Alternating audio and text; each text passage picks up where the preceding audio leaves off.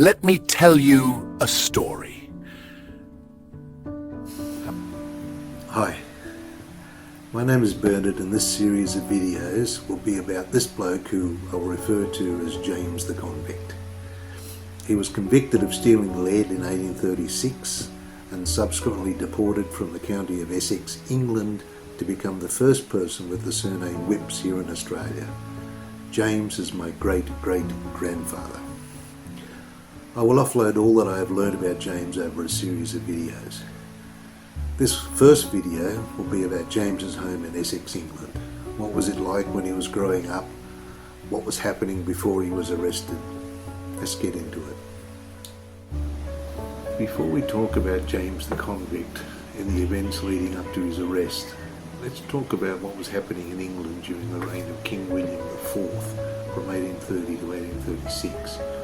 William bridged the extravagant, decadent and turbulent Regency era and the sober Victorian age to follow. Britain was already a parliamentary monarchy, which meant King William IV had very little actual power. England was also an aristocratic oligarchy, which is a fancy term. It just means that the country was run by a few hundred super rich noble families who owned most of the land, sometimes whole counties. People like dukes, marquesses, earls, a handful of very wealthy squires and baronets. James's family and most of the poor rural working class had no say at all in how the country was governed. At the time, England was about 75 years into the Industrial Revolution. This period was the transformation from a rural, handicraft and animal-powered economy to one dominated by mechanised factories, steam power, coal, iron and urban wage labour. The Industrial Revolution fundamentally reshaped society, work and economic power within a single lifetime. This transformation was often painful and often came at the expense of the rural working class. England was at the heart of the Industrial Revolution, the world's workshop. It was a country of dramatic contrasts. The world's richest and most technologically advanced nation, yet one with widespread poverty, child labour, political unrest. Essex, especially south and central Essex, was one of the hardest hit counties in England during these years. It combined heavy clay soils, very low wages, aggressive landlords and early adoption of threshing machines, which we'll talk about a bit later. All these factors made Essex a perfect storm for rural misery. Let's talk some more about these new infernal threshing machines.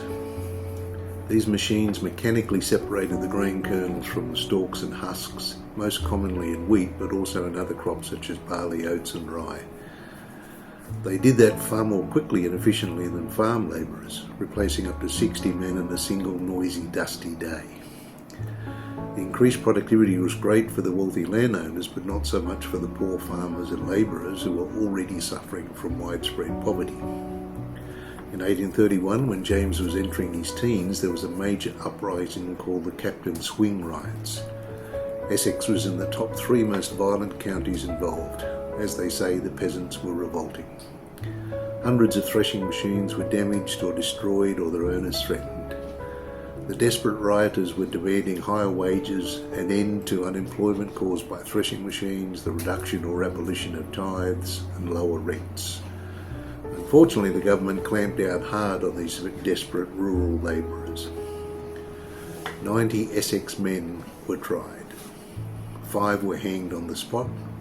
28 were transported to Australia for life. Dozens were imprisoned. The government and major landowners in the area continued to terrorise the rural poor, who learned quickly that collective protest now risked death or transportation to Australia. Unfortunately, after the crackdown, farmers felt they had government backing to mechanise without restraint. More trouble was to come. In 1834, a new controversial and deeply unpopular poor law was adopted. It centralised treatment of poor people in places called workhouses that were managed by a union of parishes called poor law unions. By 1836, about 19 of these unions had been created in Essex. Previous to this law, poor people were helped in each parish, in their homes, on the street, wherever they needed assistance.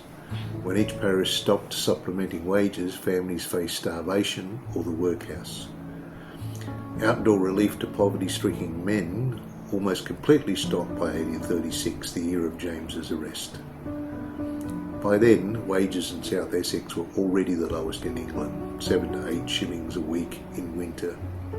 In 1836, Essex was one of the most polarised rural countries in England, a landscape of large mechanised farms worked by a desperate, pauperised labour force.